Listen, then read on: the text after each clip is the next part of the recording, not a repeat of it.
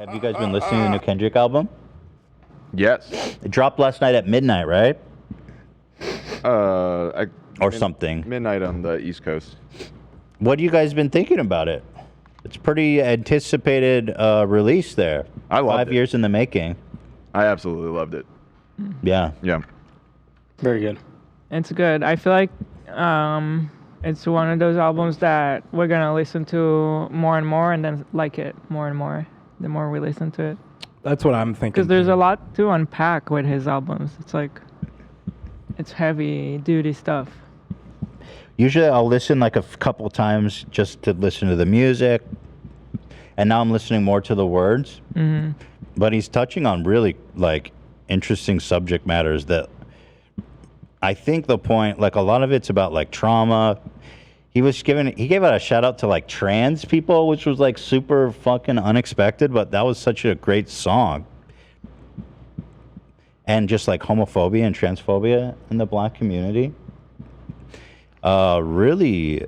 Also, there's one, I need to listen to that song again, but was there one where he said that he was molested or? That seemed to be my takeaway from it as well. And yeah, it's part of, there was basically like a 4-song run at the end. I mean, the whole album seemed very introspective, but the 4 songs in a row at the end were all very heavy and very dark, but really illuminating. And I was super caught off guard because in one of those last songs there was a featured female vocalist, and as I was listening to it, I'm like, this sounds just like this woman Beth Gibbons, who's the lead singer of this band Portishead, that I'm a huge fan of. And I looked it up, and it's her, which was just like such a shock. Which song is that?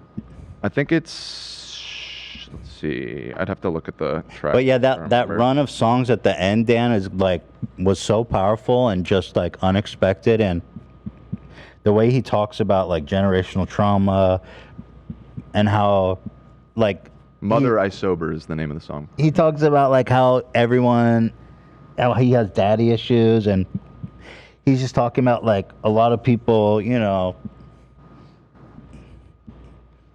a lot of like young black men and women have a lot of these, they don't, you know, I don't think they take, in general, these really hard guys who like have rolled with gangs and grew up in really hard lives have like PTSD.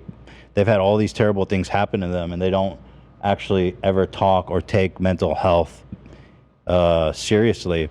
And I think it's actually really good message and really brave of him to open up about some of the stuff that he opened up about was really surprising.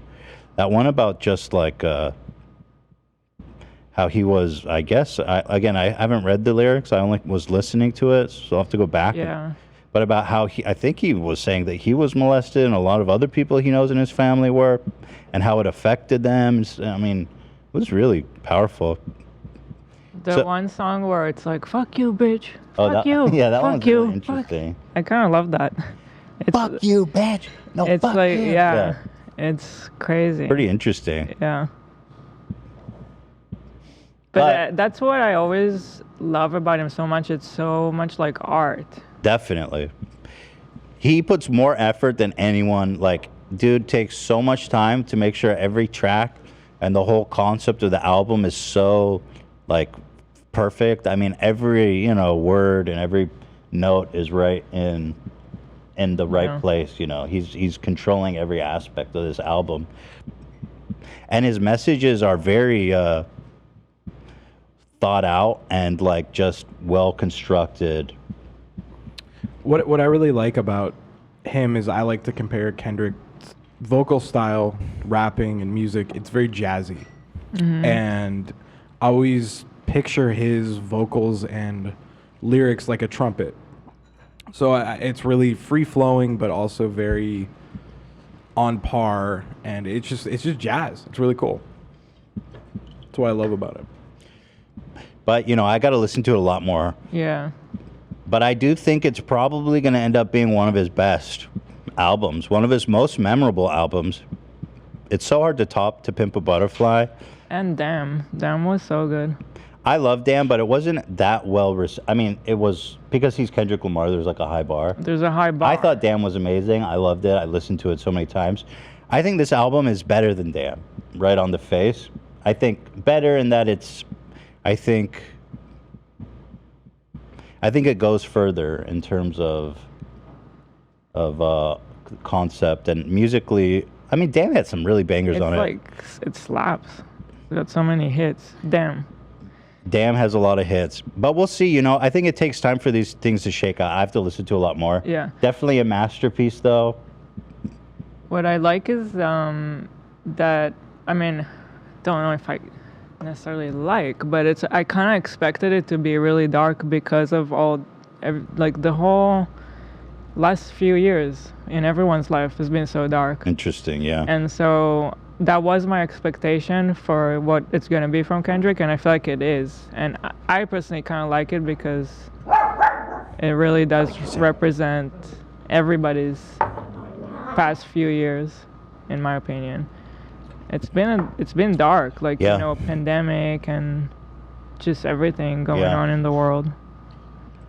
Super interesting, man. Yeah, and then he really said trans rights, dude. I mean, there was like, he does like wokeness in a way that's not, I don't know. It's kind of a woke album, but I don't know if, not in a way that I don't think anyone will think is like, because people use that word woke kind of as a derogatory, but I don't think it's like that.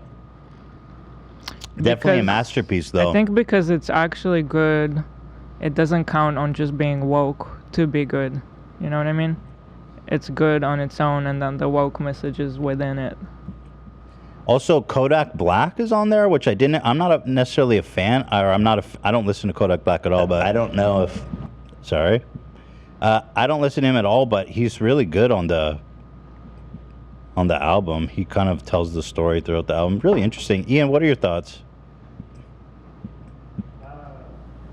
Yeah, I liked it. Sam and I drove around, listened to it a few times, and it's great. There's a lot to take in. Every Friday when music comes out, we go and listen to all the new music. Wow, look at you. I didn't know you guys were...